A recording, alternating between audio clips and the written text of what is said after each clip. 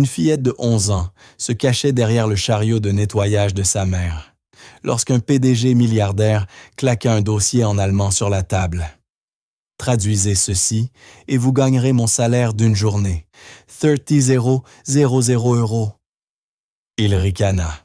La salle éclata de rire. Pour CES Hommes, CE n'était qu'une plaisanterie. Amélie Vance, la femme de ménage, resta silencieuse, serrant si fort la poignée du chariot que SES Jointure blanchirent. Son pouls battait à SES Tempe. Cette somme représentait plus d'un an de son salaire. Bien plus qu'il n'en fallait pour effacer la vie d'expulsion qui hurlait depuis leur réfrigérateur.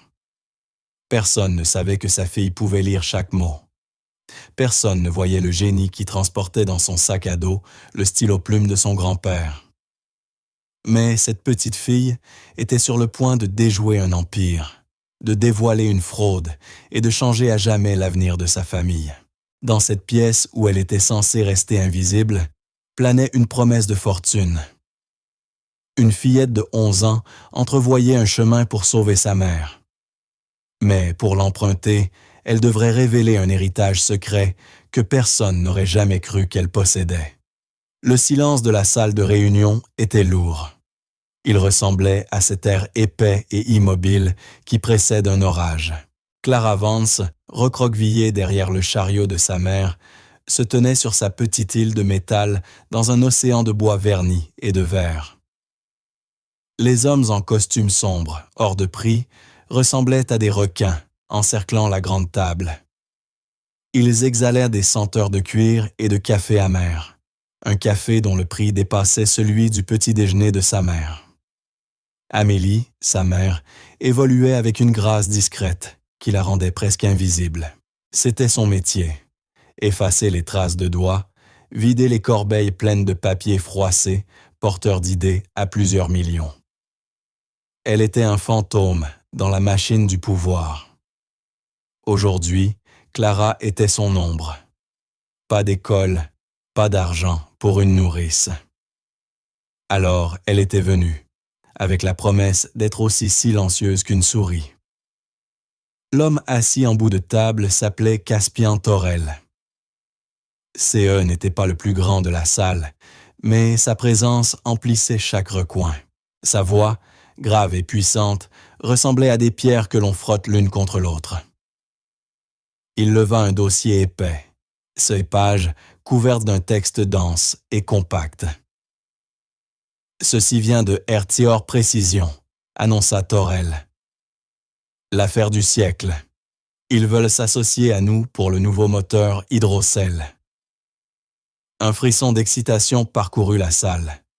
Les cadres se penchèrent en avant. « Le problème, » poursuivit Torel en jetant le dossier sur la table dans un bruit sourd, « c'est que tout est en allemand. De l'allemand ancien, technique, et ils exigent une réponse d'ici vendredi. » Il marqua une pause, laissant peser le délai comme une chape. « Notre service de traduction est dépassé. Les logiciels sont inutiles. Ça ressort comme du charabia. » Son regard glissa sur SE Hommes, chacun portrait d'éducation hors de prix et d'ambition polie. Puis un sourire cruel se dessina sur ses lèvres. « Rendons les choses intéressantes, » dit-il. Il laissa son regard peser sur eux. N'importe qui dans cette société qui saura traduire correctement cette proposition gagnera mon salaire d'une journée. La phrase resta suspendue dans l'air. Clara, tapie derrière le chariot, jeta un coup d'œil. Les hommes se regardèrent, déconcertés. Fletcher Vance, le vice-président des opérations, rit nerveusement. « Et combien c'est votre salaire journalier, Caspian ?» Le sourire de Torel s'élargit. « 30 000 euros. » Le chiffre résonna dans la vaste salle. Un souffle de stupeur, suivi d'une vague de rire. Pour CES Hommes, c'était un jeu de riches, une somme absurde, un fantasme. Pour Amélie, c'était une bouée de sauvetage inimaginable. Plus qu'une année entière de travail exténuant. « Peut-être devrions-nous contacter une université ?» suggéra quelqu'un. « Pas le temps, trancha Torel. Et c'est confidentiel. Cela ne quitte pas cette pièce. Et ses yeux acérés balayèrent l'espace et s'arrêtèrent un instant sur le chariot de nettoyage. Il le poussa du bout de son soulier italien brillant. Peut-être que la femme de ménage pourrait essayer. On enseigne sûrement les dialectes techniques de l'allemand archaïque à l'école de ménage. Le rire, plus fort, plus tranchant, s'abattit sur Clara et sa mère. Le visage d'Amélie resta figé, masque vide de professionnalisme. Mais Clara vit les jointures de sa main blanchir sur la poignée du chariot. Une brûlure de honte et de colère lui monta au cou. Elle se tassa davantage, souhaitant disparaître. Et ses yeux tombèrent sur son sac usé au fond du chariot. À l'intérieur reposait son bien le plus précieux, un lourd stylo-plume à la plume d'argent niché contre un carnet de cuir usé. C'étaient ceux de son grand-père. 30,000 €. Le chiffre tournait en boucle dans sa tête. CE n'était pas seulement de l'argent, c'était un miracle. Exactement la somme qu'il fallait pour stopper l'expulsion. De quoi payer la caution d'un nouvel appartement, propre, sans moisissure noire qui faisait tousser sa mère la nuit. C'était le prix de la dignité. Ses doigts se crispèrent. Les rires des puissants devinrent un bourdonnement lointain dans ses oreilles. Elle n'était pas seulement une petite souris cachée derrière un chariot de nettoyage. Elle était la petite fille du sergent Elias Vance, et elle comprenait chaque mot inscrit sur cette page. Le petit appartement parut encore plus étroit, ce soir-là.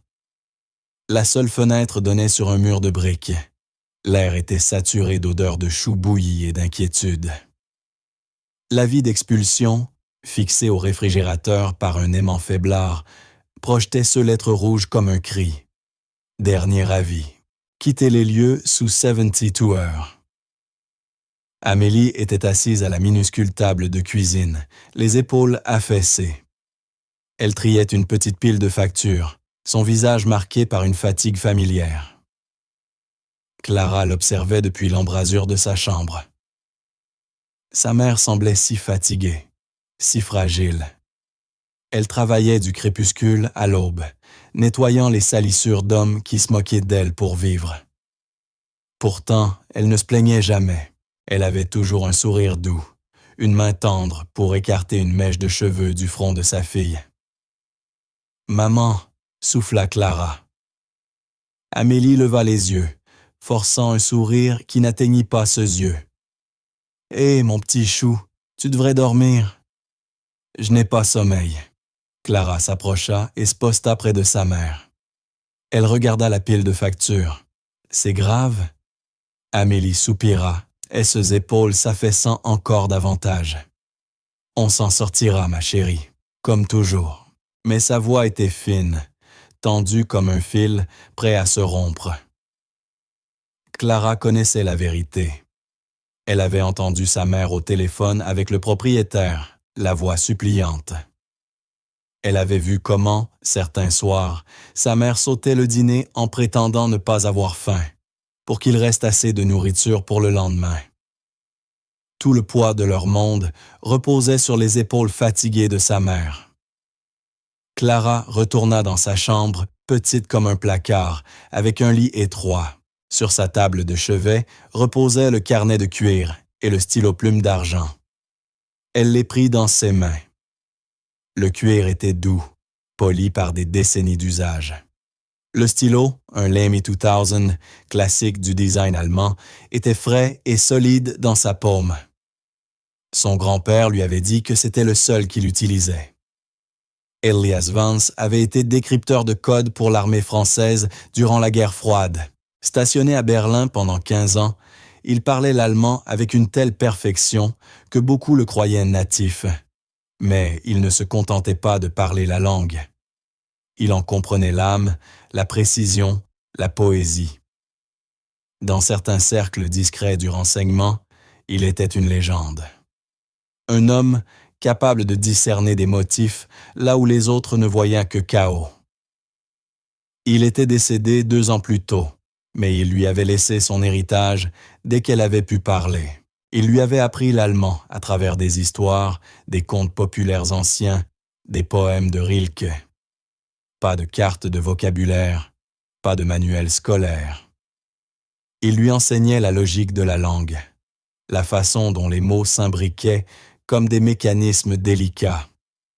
Le langage est le code ultime, Clara, lui disait-il d'une voix grave et douce. Chaque mot a une histoire, chaque phrase a une structure. Si tu comprends le code, tu comprends le monde. Son journal regorgeait de SES réflexions, de SES traductions de manuels techniques complexes et de son écriture élégante, en français comme en allemand. Pendant 2 ans, Clara avait passé des heures plongées dans ces carnets. C'était son lien avec lui, son monde secret. Elle déchiffrait ses notes complexes sur la radio-ingénierie et la cryptographie. Elle comprenait SS schémas techniques. C'était leur langage partagé, un code secret entre un vieux soldat brillant et sa petite fille discrète. Elle ouvrit le carnet à présent. L'odeur poussiéreuse du papier ancien et de l'encre emplit sa chambre. Esse's doigts suivirent l'écriture de son grand-père. Il lui avait appris que le savoir n'était pas une arme, mais un pont. Les mots construisent des ponts entre les mondes, disait-il, reprenant une phrase que son propre père lui avait transmise. Les paroles des hommes de la salle de réunion résonnèrent en elle. Leur rire sec, leur mépris pour sa mère. Il voyait une domestique. Il voyait un enfant pauvre, gênant. Il ne voyait pas la force d'Amélie. Il ne voyait pas l'héritage qui coulait dans ses veines. Une résolution tranquille se forgea dans sa poitrine. C'était terrifiant. L'idée de prendre la parole dans cette salle de géants nouait son estomac. Il se moquerait d'elle. Il se mettrait en colère. Sa mère pourrait perdre son travail. La seule chose qui les tenait encore loin de la rue. Mais l'image du visage fatigué de sa mère, les lettres rouges de l'avis d'expulsion, le souvenir du sourire fier de son grand-père. Tout cela était plus fort que sa peur. Il lui avait appris le courage. Il lui avait appris que la véritable force était silencieuse, pas bruyante. Elle ne les laisserait plus être invisibles. Elle ne les laisserait pas être les victimes de la cruauté d'un homme riche. Son grand-père lui avait donné un don.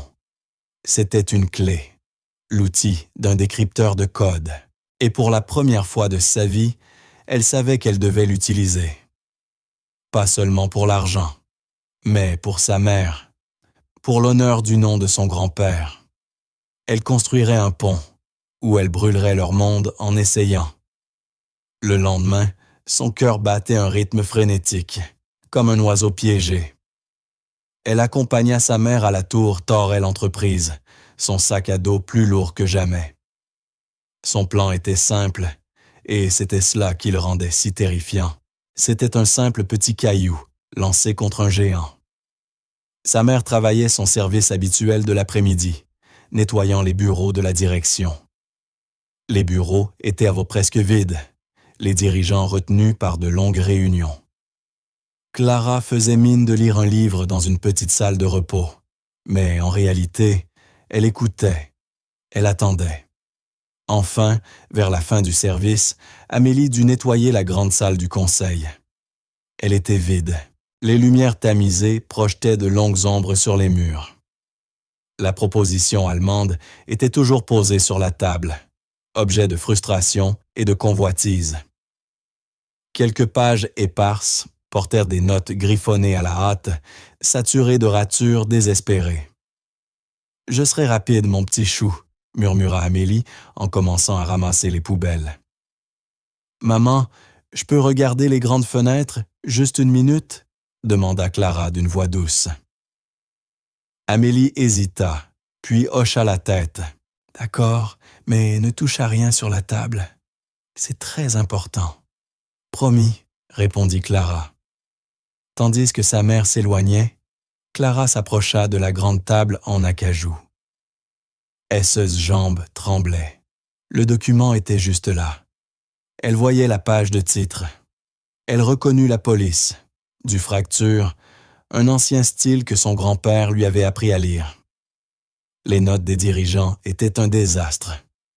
Ils avaient utilisé un traducteur automatique et le résultat était comique. Tolérance de haute précision était devenue tolérance de haute louange. Refroidissement fluide dynamique s'était transformé en politesse liquide énergique. Ils étaient totalement perdus. Esseuse main tremblait tandis qu'elle sortait de son sac un petit carnet et un crayon ordinaire. Elle ne pouvait pas utiliser le stylo de son grand-père. Trop précieux, trop reconnaissable. Elle trouva un passage critique à la 3e page.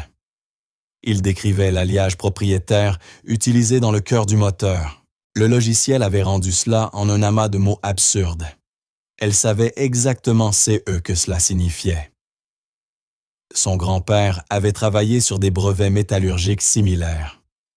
Rapidement, sur son carnet, elle écrivit une traduction claire, concise, du paragraphe le plus essentiel. Elle ne traduisait pas seulement les mots, elle traduisait l'intention, le contexte technique. Paragraphe 3.2. Il s'agit d'un composite cobalt-carbure de tungstène durci par traitement cryogénique. L'expression clé ne signifie pas structure de clôture immuable, mais bien un réseau moléculaire stable empêchant les microfissures sous contraintes thermiques élevées. Elle arracha la feuille. Son cœur battait à tout rompre. Elle jeta un coup d'œil vers sa mère, qui lui tournait toujours le dos. D'une main tremblante, elle glissa le petit papier sous la couverture du document principal. C'était un message dans une bouteille, jeté dans un océan d'ignorance. Elle ne signa pas. Elle ne laissa aucune trace. Juste un murmure anonyme de vérité dans une pièce saturée d'erreurs confiantes et bruyantes. Elle se réfugia, près de la fenêtre, au moment où sa mère terminait. « On y va ?» demanda Amélie doucement. Clara acquiesça, incapable de parler. Un étrange mélange de terreur et d'exaltation la traversait. La pierre avait été lancée. Il ne restait plus qu'à attendre de voir si le géant la remarquerait. Le lendemain matin, un nœud d'angoisse lui serrait l'estomac si fort qu'elle ne put avaler son toast. Elle imagina 1000 scénarios catastrophes. Un agent de sécurité retrouvant son mot et le jetant à la poubelle. Caspian Torel, furieux d'avoir vu son document touché, et licenciant sa mère sur le champ. Mais CE qui arriva dépassa tout CE qu'elle avait anticipé. Depuis son poste d'écoute dans la salle de repos, elle entendit des voix s'élever dans le couloir. Le baryton inimitable de Caspian Torel. Mais CE n'était pas de la colère, c'était de l'intérêt. « Qui a écrit ça ?» lança-t-il. Le sang de Clara se glaça. Elle se glissa jusqu'à la porte et jeta un coup d'œil par la petite vitre. L'équipe de direction était rassemblée devant la salle du conseil. Torel tenait son petit papier entre les doigts. Fletcher Vance, le directeur adjoint, paraissait blême. « Je n'en ai aucune idée. Il était simplement là, CE matin. »« Réseau moléculaire stable », lut Torel à voix haute, un éclair de compréhension illuminant son visage. « Mais oui, voilà pourquoi les performances sont si élevées. » Son regard s'embrasa d'une nouvelle énergie. Ce n'est pas une simple traduction. C'est quelqu'un qui comprend l'ingénierie. Qui est-ce? Qui dans cette équipe maîtrise l'allemand technique à CE point? Les dirigeants se regardèrent, déconcertés. Personne ne répondit. Alors Fletcher fit quelque chose qui coupa le souffle de Clara. Il s'éclaircit la gorge et s'avança, le regard calculateur. En réalité, Caspian, j'avais oublié de le préciser. J'ai passé un semestre à Munich, durant mes études, en sciences techniques. Torel le fixa. « Vraiment? »« Oui, » répondit Fletcher, mentant avec un aplomb croissant. « J'ai vu le désordre que l'équipe faisait avec la traduction hier soir, et je suis resté tard. J'ai travaillé sur CE Passage moi-même. J'ai dû laisser mes notes par erreur. La mâchoire de Clara se décrocha. Il s'appropriait ses mots. Il volait l'héritage de son grand-père. Torel tapa sur son épaule, un rare sourire aux lèvres. « Vance, je n'avais aucune idée. Vous cachiez bien votre talent. » Il agita la feuille de Clara dans les airs. « C'est la percée que nous attendions. Prenez les rênes. Je veux que vous dirigiez l'effort de traduction. Oubliez le comité. Ce projet est désormais le vôtre. »« Bien sûr, Caspian, » répondit Fletcher en gonflant la poitrine. « Je ne vous décevrai pas. » Alors que le groupe se dispersait, l'ambiance s'était allégée. Clara se retira de la porte. Sa peur s'éteignit, remplacée par une colère glaciale. CE n'était pas juste. Cet homme, avec son costume hors de prix et son sourire suffisant, venait de lui voler CE qui lui appartenait. Il avait pris le savoir de son grand-père et l'avait fait passer pour le sien. La petite victoire qu'elle avait ressentie n'était plus qu'une brûlure d'injustice. Mais sous la colère, une autre émotion commençait à monter. La détermination. Fletcher Vance pensait avoir gagné. Il croyait pouvoir se contenter de surfer sur un seul paragraphe. Mais le document faisait plus de 50 pages. Il n'avait aucune idée de CE qui s'y trouvait encore. Il avait volé une seule clé, mais Clara tenait tout le trousseau. Ce soir-là, elle élabora son second plan. Cette fois, CE ne serait pas un murmure. CE serait un rugissement. Pendant 2 jours, un calme étrange s'installa dans les bureaux de Torel Entreprises. Un calme factice. Depuis ses points d'observation discrets, Clara surveillait Fletcher Vance. Il s'était enfermé dans un petit bureau vitré.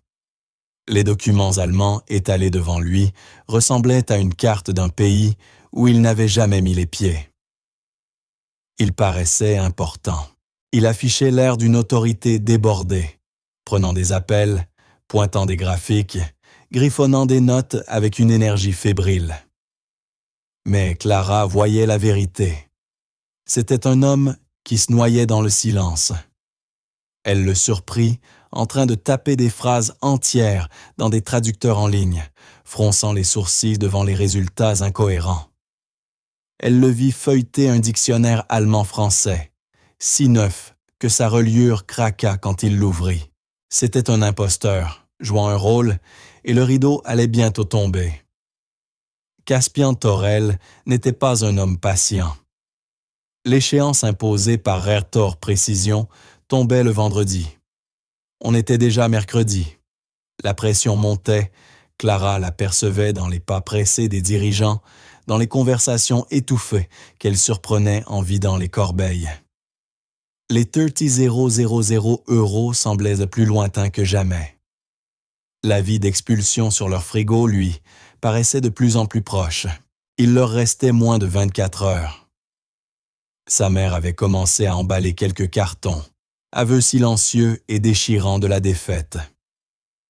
Elle rangeait des photos, une tasse ébréchée ayant appartenu à sa grand-mère, quelques livres préférés. Chaque objet placé dans un carton donnait à Clara l'impression d'enterrer un peu plus leur vie.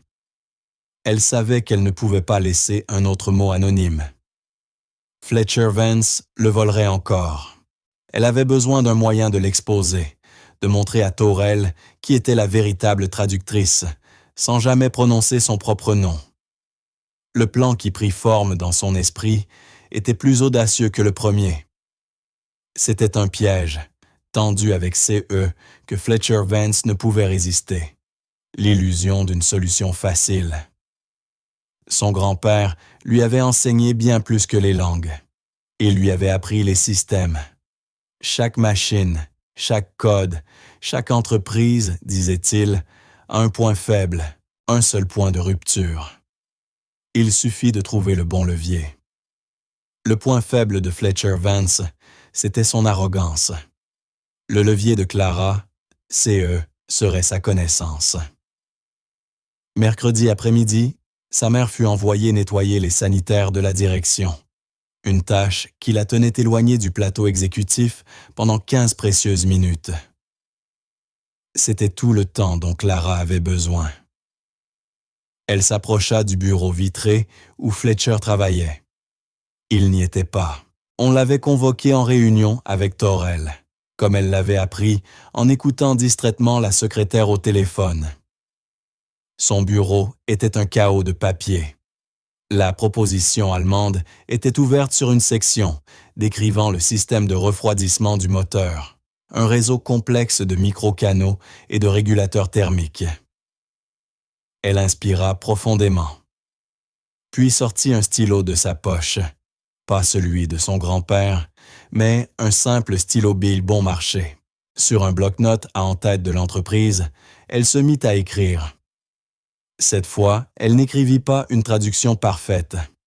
Elle rédigea une traduction fausse, dangereusement séduisante.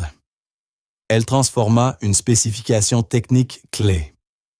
Débit du liquide de refroidissement en protection contre la marche à sec.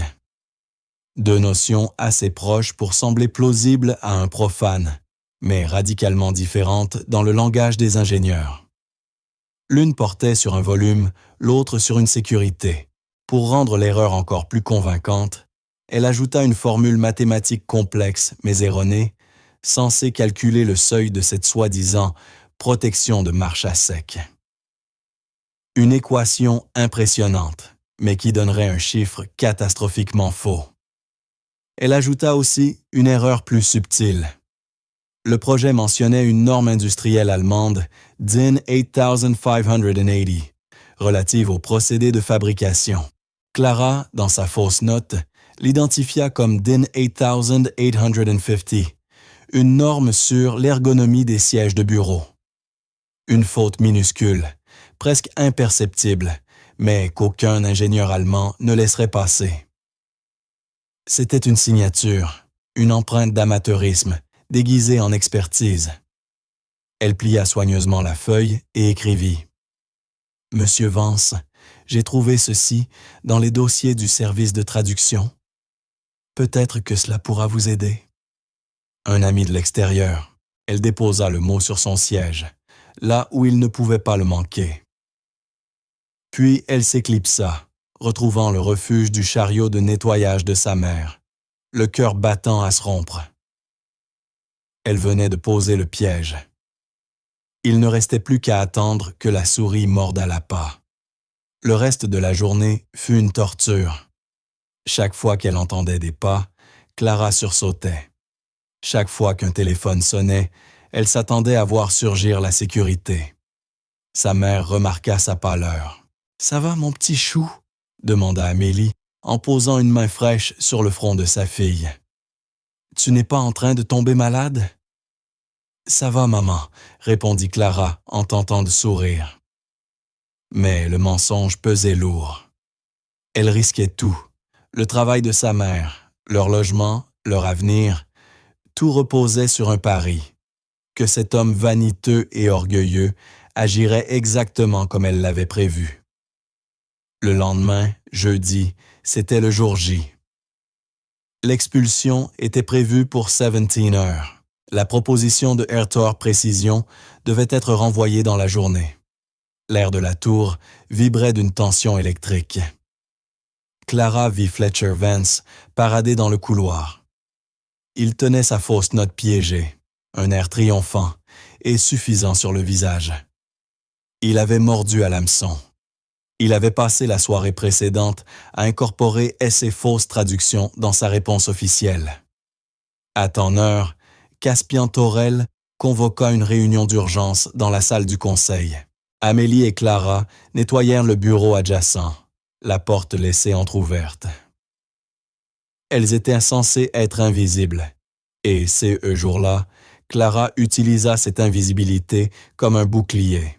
« Très bien, Fletcher, » dit Torrell d'une voix tonitruante. « Présentez-nous vos conclusions. » Clara retint son souffle.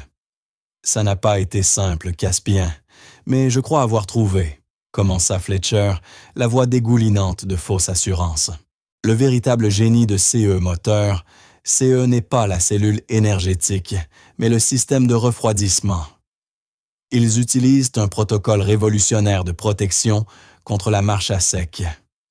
On entendit le froissement des pages que les autres cadres parcouraient. Au lieu de se concentrer sur le débit du liquide de refroidissement, poursuivit Fletcher en récitant presque mot pour mot la fausse note de Clara. Ils l'ont conçu pour s'arrêter automatiquement si le système se vide. Les seuils sont calculés à l'aide de cette formule. Il lut l'équation absurde. Clara ferma les yeux. C'était en train d'arriver. Un silence pesa un instant. Il fut rompu par un homme qu'elle n'avait pas remarqué auparavant. Plus âgé, aux yeux bienveillants, au port discret, assis au bout de la table. C'était Klaus Richter, l'ingénieur en chef de la société allemande, arrivé le matin même pour superviser la phase finale du contrat. Il n'avait pas dit un mot jusque-là. Il s'éclaircit doucement la gorge. Quand il parla, CE fut dans un anglais impeccable, légèrement teinté d'un accent allemand. « Monsieur Vance, dit-il d'une voix polie mais ferme, je crains que CE ne soit incorrect. » L'atmosphère de la salle changea aussitôt. La température sembla chuter de 20 degrés. Fletcher eut un rire nerveux. « Je suis désolé, mais je suis sûr que c'est CE que dit le document. » « Le document, répondit Richter en tapotant une page du doigt, fait référence au débit. C'est le paramètre le plus critique de toute la conception. Votre formule provoquerait une surchauffe et une panne du moteur en moins de 3 minutes d'utilisation. Il marqua une pause, laissant les mots s'imprimer dans les esprits. Ce serait catastrophique. Le visage de Fletcher devint livide. Depuis sa cachette, Clara vit tout le sang se retirer de ses joues. Et autre chose, ajouta calmement Richter. Vous avez cité la norme DIN 8850. C'est une norme sur le soutien lombaire des chaises de bureau. Je crois que vous vouliez dire DIN 8580, qui concerne la mise en forme des métaux. Et ses yeux bienveillants s'aiguisèrent, précis comme un scalpel. Ce ne sont pas des erreurs qu'un traducteur ferait. Monsieur Vance, ceci est de l'improvisation. Le silence fut absolu. Le silence d'une exécution publique. Le visage de Caspian Torel était un orage. Il fixait Fletcher de ses yeux glacials. Le sourire suffisant du vice-président s'était éteint, remplacé par une panique nue. Il balbutia, tenta de parler, mais aucun mot ne sortit. Il était exposé. Entièrement. La voix de Torel, lorsqu'elle tomba, était dangereusement calme. « Fletcher, dehors. » Fletcher n'eut pas besoin qu'on le répète.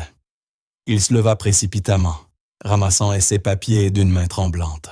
Le masque de l'humiliation plaqué sur son visage, il s'enfuit, évitant le regard des autres dirigeants qui détournèrent les yeux. La porte claqua derrière lui, laissant un vide lourd de stupeur. Caspian Torel se leva et s'approcha de la fenêtre. Il resta un long moment à contempler la ville, le dos tourné, la fureur irradiant de lui.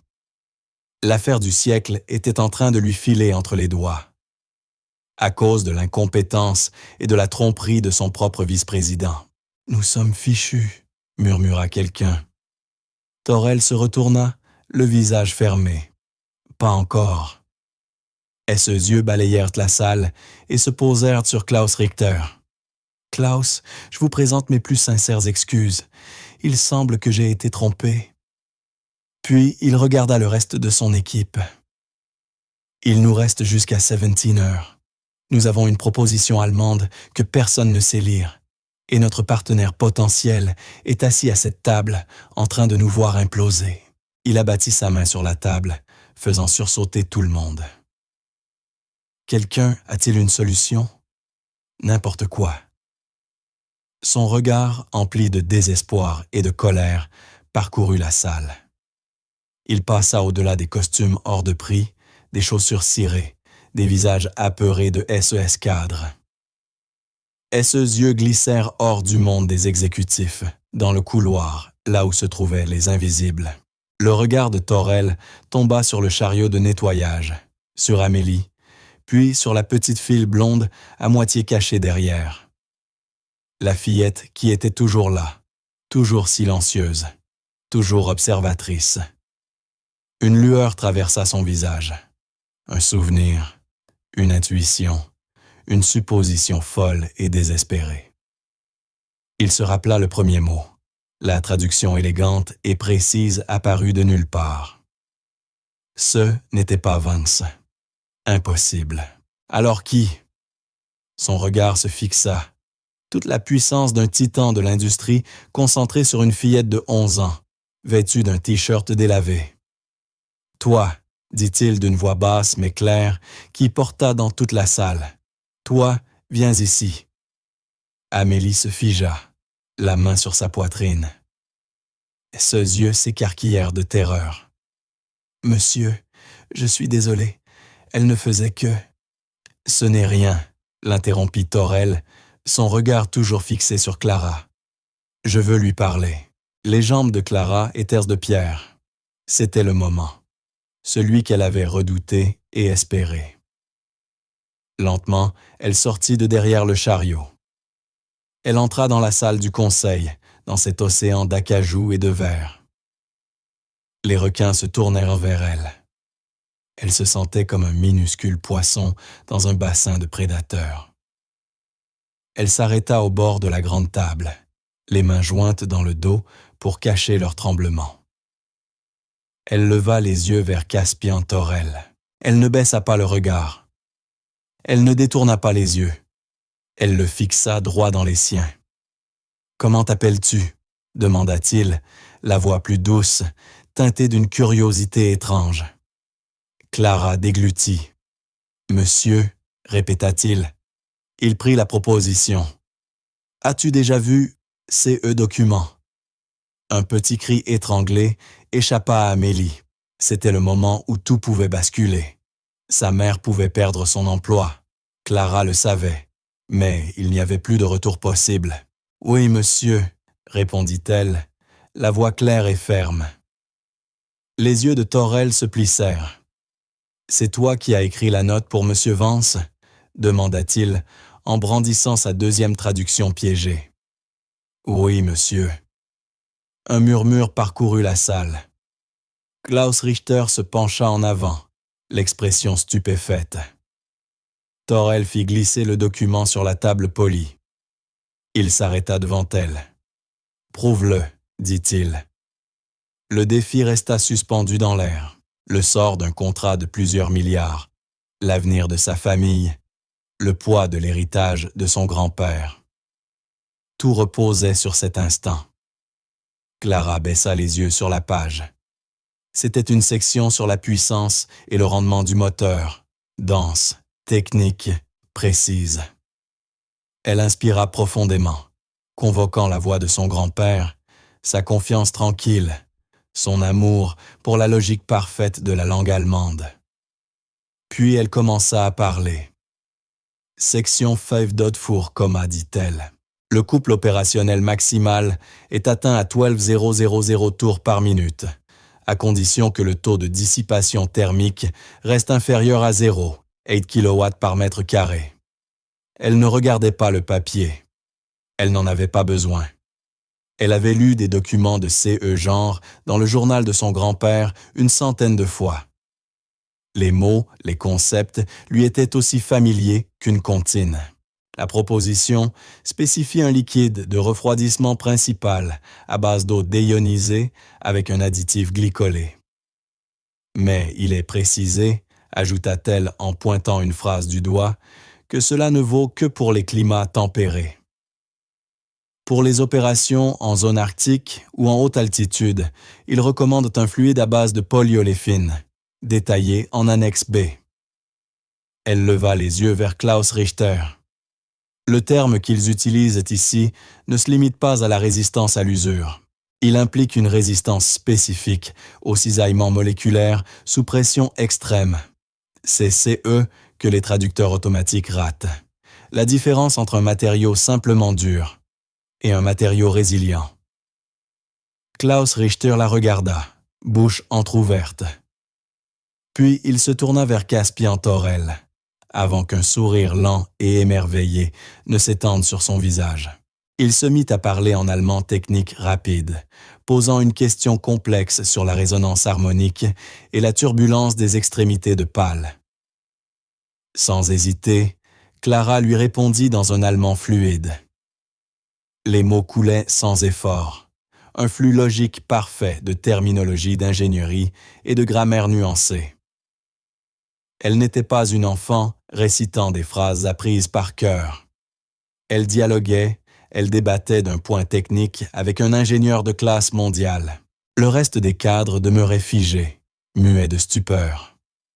Ils assistaient à l'impossible, une licorne peignant une fresque sous leurs yeux. Amélie, appuyée contre l'embrasure de la porte, avait les joues baignées de larmes. Elle voyait sa fille, sa petite fille discrète, tenir tête aux hommes les plus puissants de la ville. Clara n'était plus une enfant. Elle était une force, une héritière. Après quelques minutes, Klaus Richter leva la main, toujours souriant. Il repassa à l'anglais, la voix chargée d'admiration. « Monsieur Thorel, dit-il, c'est remarquable. Elle ne se contente pas de traduire. Elle comprend. Sa maîtrise des principes sous-jacents dépasse celle de certains de mes jeunes ingénieurs. » Il se tourna vers Clara, les yeux emplis de respect. « Jeune fille, où as-tu appris à faire cela ?» Clara jeta un bref regard à sa mère, puis fixa à nouveau M. Richter. « C'est mon grand-père qui m'a appris, » dit-elle simplement. Il était décrypteur de code. Sergent Elias Vance. Un frisson parcourut la salle. Le nom de Vance n'était pas inconnu dans certains cercles, mais personne n'avait jamais associé la femme de ménage silencieuse à cet héritage. Ils avaient vu une domestique, pas la fille d'un héros de guerre. Ils avaient en vue une enfant, pas son héritière brillante. L'expression de Caspian Thorel était indéchiffrable. Il avait été pris de court, son orgueil blessé par son propre vice-président, son entreprise sauvée par la fille de sa femme de ménage.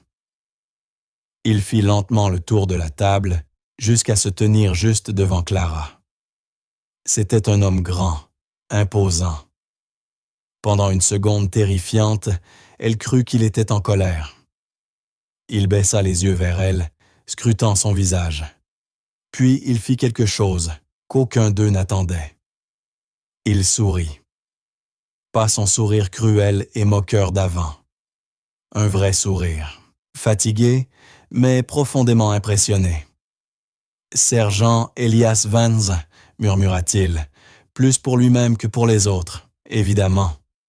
Il se tourna vers son directeur financier. « Monsieur Patterson, faites un virement. » Le directeur financier cligna des yeux. « Monsieur ?» « Mon salaire d'une journée, » dit Thorel d'une voix autoritaire. « 30,000 €. Virez cette somme à... » Il se tourna vers Amélie. « Amélie Vance, monsieur, » souffla-t-elle, la voix tremblante.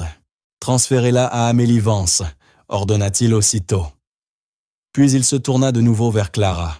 « Et une prime de signature, disons le double de cette somme. » La mâchoire du directeur financier se décrocha. 90,000 €. Une somme capable de changer une vie, décidée en un instant. « Clara, » dit Thorel, la voix désormais douce, « je voudrais t'engager comme consultante. Ta mère sera ta tutrice légale sur le contrat. Nous avons besoin que ces documents soient entièrement traduits et qu'un rapport technique complet soit prêt pour demain matin. » Il marqua une pause. « Est-ce que tu peux le faire ?» Clara leva les yeux vers sa mère. Amélie hocha lentement la tête, les yeux brillants de larmes de fierté et de soulagement. L'avis d'expulsion, les factures en retard, l'angoisse constante. Tout cela se dissolvait comme un mauvais rêve. Clara se redressa un peu plus. « Oui, monsieur, » répondit-elle d'une voix emplie d'une confiance nouvelle. « Je peux le faire. » Le reste de la journée fut un tourbillon. Un vrai bureau fut installé pour elle, avec ordinateur, repas et tous ces « dont elles avaient y besoin. Les cadres, qui s'étaient moqués d'elle, faisaient désormais tout pour être serviables. Leur visage mêlait gêne et admiration. Amélie s'assit dans un fauteuil confortable, regardant sa fille travailler, prenant peu à peu conscience de ces « qui se produisaient. Elle avait toujours su que Clara était intelligente, mais elle n'avait jamais imaginé l'ampleur du don que son père avait transmis à son enfant. Clara travaillait avec une concentration impressionnante pour son âge. Elle dictait et une secrétaire tapait. Elle traçait des schémas au tableau. Elle répondait aux questions des meilleurs ingénieurs de Torel. Ses explications étaient claires, précises. Elle était une leader née, une communicante naturelle. Elle était bien la petite fille de son grand-père. Au coucher du soleil, la vie d'expulsion n'était plus qu'un vestige oublié. Leur ancienne vie était derrière elles. Non seulement elles avaient survécu, mais elles avaient triomphé. Sur le bureau de Clara, le lourd stylo plume argenté, le Lamy 2000 de son grand-père, reposait sans qu'elle l'utilise. Mais sa présence suffisait à lui donner de la force, témoin silencieux de l'homme qui avait bâti le pont qu'elle franchissait désormais. Tard dans la nuit, alors que les dernières pages du rapport traduit sortirent de l'imprimante, Caspian Torel entra dans le bureau. Il avait l'air fatigué, mais plein d'énergie. Il tenait 2 tasses de chocolat chaud. Il en tendit une à Clara. « Tu as sauvé mon entreprise aujourd'hui, » dit-il en s'asseyant en face d'elle. « Je ne l'oublierai pas. »« Vous nous avez payé, » répondit simplement Clara. « L'argent, c'est facile, » dit Torel en contemplant sa tasse. « La confiance, c'est difficile. J'ai fait confiance au mauvais homme, un diplômé bardé de titres, en costume hors de prix. Et je ne t'ai même pas vu. Je n'ai pas vu ta mère. » Il leva les yeux, son regard rempli d'un vrai regret. « C'était mon erreur, une erreur qui a failli me coûter tout. » Il se pencha en avant. « Mais c'est n'est pas qu'une affaire. Je vais créer un nouveau poste dans cette entreprise. Directeur des projets spéciaux. Une division pour ceux qui savent résoudre l'impossible, pour ceux qui voient indifféremment. » Il but une gorgée de chocolat. « Le poste inclura une bourse complète dans l'université de ton choix, une allocation logement et un salaire qui garantira que ta mère n'aura plus jamais à pousser un chariot de nettoyage. » Il la regarda, le visage sérieux. « Ce poste est à toi, Clara, si tu le veux, quand tu seras prête. » Elle resta sans voix. C'était un conte de fées, un rêve dont elle craignait de se réveiller. Elle regarda sa mère, qui les observait de l'autre côté de la pièce, son visage rayonnant d'une joie pure. Puis elle se tourna vers le millionnaire. « Pourquoi ?» demanda-t-elle. « Pourquoi faites-vous tout cela ?» Caspian Torel se renversa dans son fauteuil et contempla les lumières scintillantes de la ville. « Parce que mon grand-père était concierge, » dit-il doucement. « C'était l'homme le plus intelligent que j'ai jamais connu. Il pouvait réparer n'importe quoi, construire n'importe quoi, comprendre n'importe quoi. Mais personne ne lui a jamais donné sa chance, parce qu'il avait des callosités aux mains et portait un bleu de travail. » Il inspira profondément. « J'ai bâti cette entreprise sur les leçons qu'il m'a enseignées. Et quelque part en chemin, j'ai oublié la plus importante. » Il tourna de nouveau son regard vers Clara, et ses yeux portèrent le poids d'une leçon attendue depuis trop longtemps. « Le talent ne se soucie pas des titres, » dit-il, « et le génie peut se trouver partout. Aujourd'hui, tu me l'as rappelé. La révélation n'était pas qu'une petite fille pouvait traduire un document complexe. La véritable révélation, c'était que le millionnaire, le requin, l'homme au sommet de la chaîne, avait encore un cœur capable d'apprendre à voir. Des années plus tard, Clara Vince entra dans la salle du conseil de Torel Entreprises, non plus comme une ombre, mais comme sa plus jeune directrice. Elle n'était plus une enfant, mais une jeune femme assurée qui venait d'obtenir son diplôme du MIT à 18 ans. Sa mère, Amélie, l'accompagnait, non pas comme femme de ménage, mais comme invitée d'honneur, venue voir sa fille présenter un nouveau projet de moteur hydrocellulaire qu'Ailera avait elle-même développé. La grande table en acajou était toujours là, mais les visages autour avaient changé.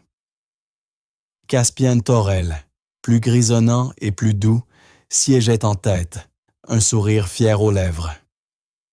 La culture de l'entreprise avait évolué. Ils avaient désormais des bourses pour les enfants du personnel de service. Ils organisaient des stages de codage dans les quartiers défavorisés.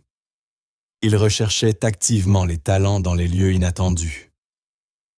Clara posa ses notes sur la table. À côté, elle déposa le stylo plume argenté de son grand-père. Ce n'était plus un trésor secret, mais un symbole de son parcours.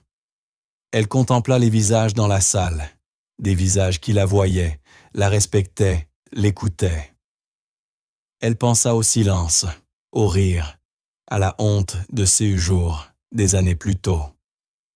Cela paraissait appartenir à une autre vie. Son grand-père lui avait appris que les mots bâtissent des ponts. Mais elle avait découvert qu'il fallait parfois abattre un mur d'abord, et que le meilleur outil pour cela n'était ni la colère ni la force, mais le pouvoir incontestable d'une vérité que tout le monde s'obstinait à ignorer. Elle inspira profondément, lança la première diapositive de sa présentation et commença à parler, d'une voix claire et forte. La voie de l'avenir. La transition d'une vie de privation à une vie de sécurité ne fut pas instantanée. C'était une suite de petits moments bouleversants qui, une fois assemblés, formaient le tissu d'une nouvelle réalité. Le premier fut le doux ronronnement de la machine de virement bancaire, CE-Son, qui effaça officiellement la vie d'expulsion de leur existence. Le second, CE, fut lorsqu'elles quittèrent la tour de Toril Entreprises, CE soir-là, non pas par la sortie de service, mais par le grand hall au sol de marbre. Personne ne tenta de les arrêter. Le vigile, un homme qui n'avait jamais croisé le regard d'Amélie, lui souleva son chapeau. « Bonne soirée, Madame Vance », dit-il. Ce simple acte de reconnaissance, être enfin vu, fut si bouleversant qu'Amélie dut s'appuyer contre une colonne pour reprendre son souffle. Elles n'emménagèrent pas dans un luxueux penthouse. Amélie, pragmatique et lucide, trouva un modeste appartement de 2 chambres dans un immeuble sûr et propre, avec de bonnes écoles et un petit parc à proximité. Pour la première fois, Clara eut sa propre chambre, un vrai espace et non plus un placard aménagé. Elle avait une grande fenêtre laissant entrer le soleil du matin. Le jour de leur installation, elles n'avaient presque pas de meubles. Elles firent donc un pique-nique sur le sol du salon. Elles mangèrent une pizza dans son carton, burent du soda à même la bouteille et rirent jusqu'à en avoir mal au ventre. Le spectre de la pauvreté, cette inquiétude constante qui avait été leur colocataire invisible si longtemps, avait disparu. Le silence laissé derrière fut comblé par la paix. La mission de consultante auprès de Torel Entreprises devint un accord plus permanent. Caspian Torel tint parole. Un fonds fut créé pour Clara, géré par une équipe d'avocats et de conseillers financiers, garantissant son éducation et son avenir. Le nouveau poste d'Amélie comme directrice de programme pour l'initiative Vance se révéla pour elle un défi bien plus grand que pour sa fille. Son premier jour, elle entra dans un bureau portant son nom sur la porte. C'était un bureau magnifique, avec vue sur la ville. Pendant 1 heure, elle resta là, effleurant la surface lisse du bureau, caressant le tissu moelleux du fauteuil de visiteur. Cela lui paraissait un costume, un rôle qu'elle ne méritait pas. 1 semaine plus tard, Elle devait interviewer le premier candidat pour la nouvelle bourse.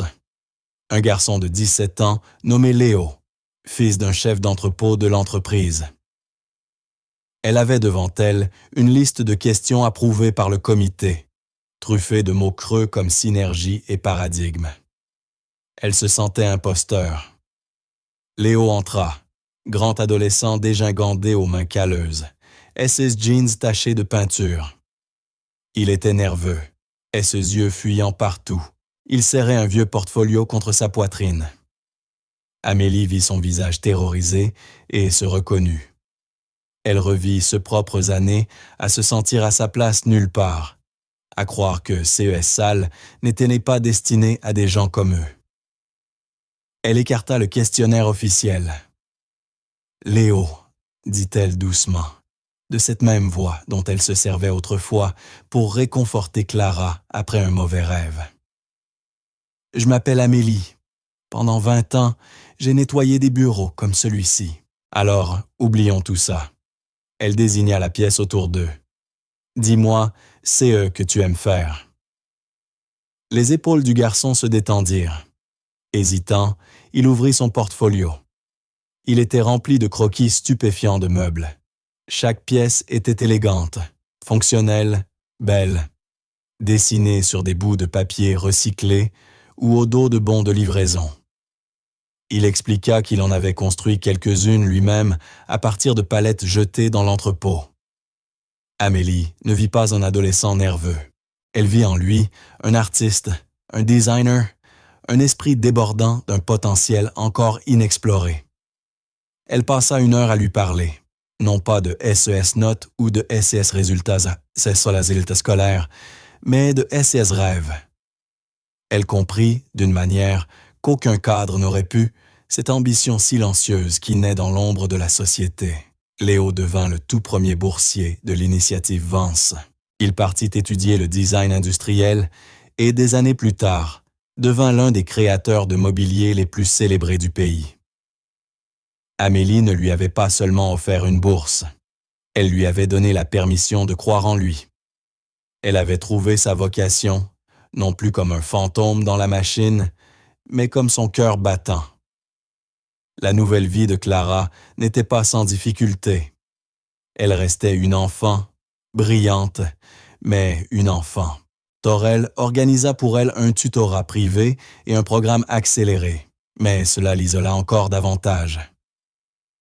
À 15 ans, elle suivit un cours d'été de calcul avancé à l'université locale, espérant se sentir comme une étudiante normale. Les autres, tous plus âgés, la dévisageaient. Ils chuchotaient. Quand elle tenta de rejoindre un groupe d'études, le leader, un jeune homme arrogant, ricana. « Et toi, qu'est-ce que tu vas apporter, gamine? Des gribouillages de poney? » Il éclata de rire. Clara résolut tranquillement au tableau un problème sur lequel il butait depuis 1 heure, puis rangea ses affaires et quitta la salle. L'isolement était le prix lourd de son don. Et ses plus vrais amis restèrent les plus improbables. Klaus Richter, l'ingénieur allemand, devint un mentor à distance, une figure quasi grand-paternelle qui célébrait son intelligence.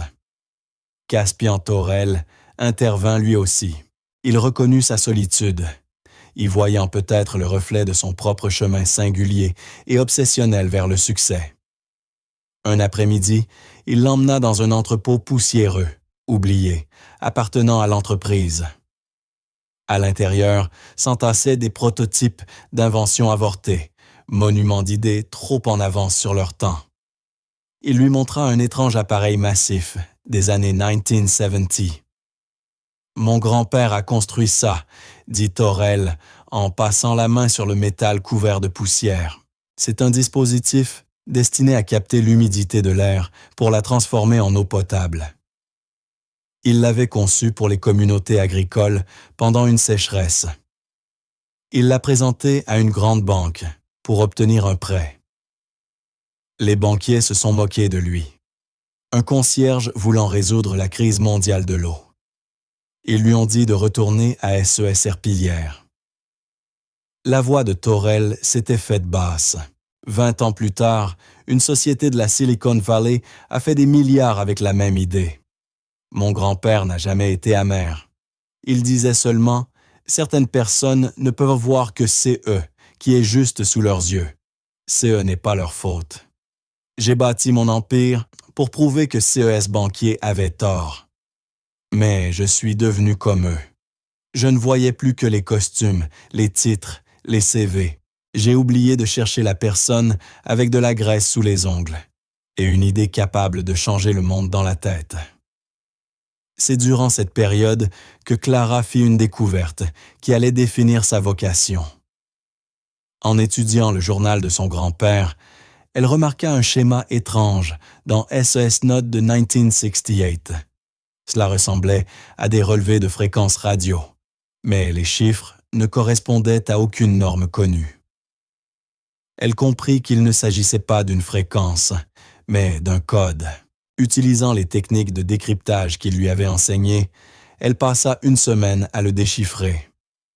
Le texte révélé fut une véritable révélation. Le journal secret de son grand-père, détaillant son travail avec un petit réseau clandestin. Il avait utilisé SES compétences techniques pour forger de faux papiers et créer de nouvelles identités pour des scientifiques est-allemands et leurs familles, les aidant à fuir vers l'ouest.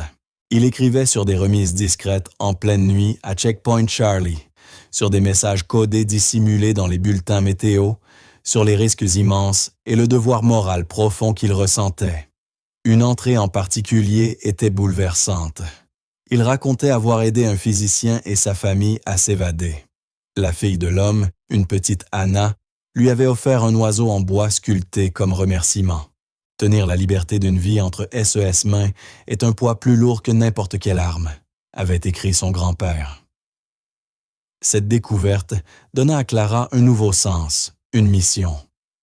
Son don n'était pas seulement pour les moteurs ou les alliages. Il servait à bâtir des ponts humains. L'initiative Vance devint sa vraie passion. Elle se battait pour les autres Clara, les autres Léo, les autres Anna du monde.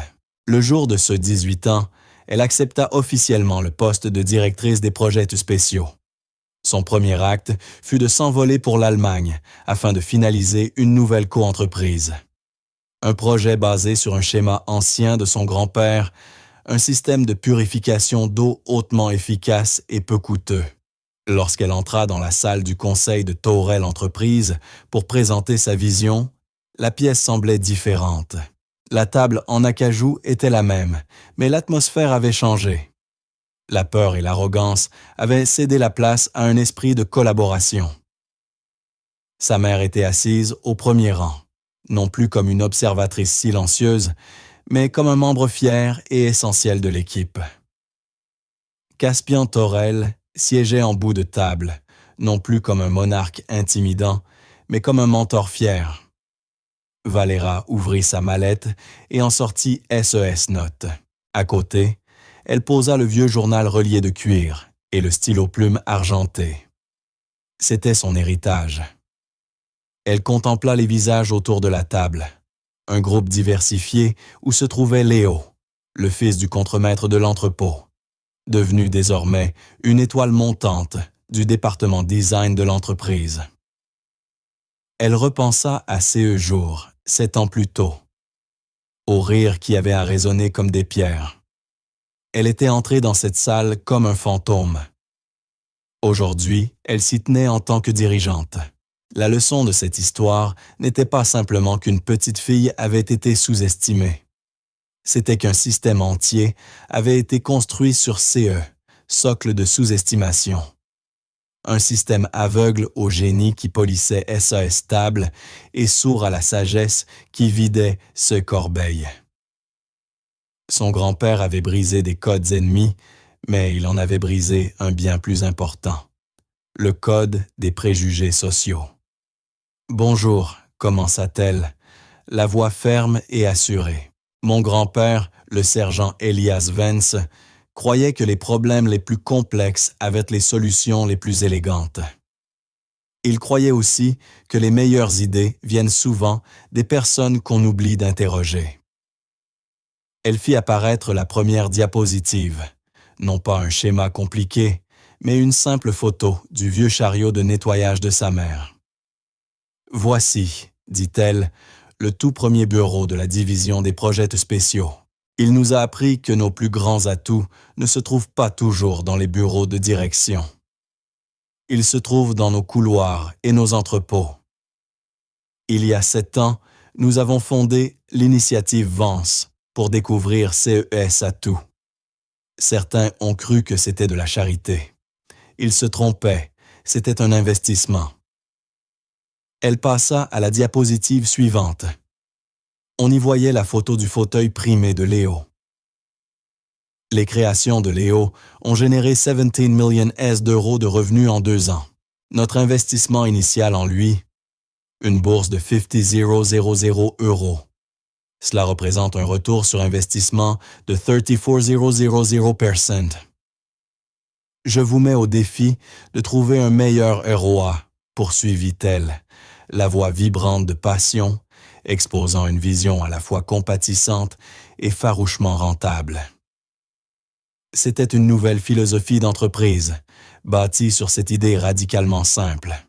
Chaque être humain a de la valeur. Lorsqu'elle termina, il y eut un instant de silence, puis un tonnerre d'applaudissements. Plus tard dans la journée, après la signature des contrats, elle se tenait avec sa mère, près de la grande baie vitrée de la salle du conseil, contemplant la ville. « Il serait si fier de toi, ma chérie, » dit Amélie, la voix chargée d'émotion. « Il serait fier de toi aussi, maman, » répondit Alara en lui prenant la main. Sur la table derrière elle reposait le premier grand projet de sa nouvelle division. Le lancement officiel du système de purification d'eau qui allait apporter de l'eau potable à des milliers de personnes. Il attendait sa signature. Elle s'avança vers la table, déboucha le Lamy 2000 de son grand-père et, pour la toute première fois, signa de son propre nom. La plume d'argent glissa doucement sur le papier, un pont entre le passé et l'avenir. Un témoignage d'un héritage non pas fait de guerre et de code, mais de courage discret et de l'acte simple et profond qui consiste à voir la personne juste en face de soi. Merci d'avoir suivi cette histoire. Si elle vous a plu, abonnez-vous et partagez vos impressions ci-dessous. D'où nous lisez-vous? Dites-le nous en commentaire.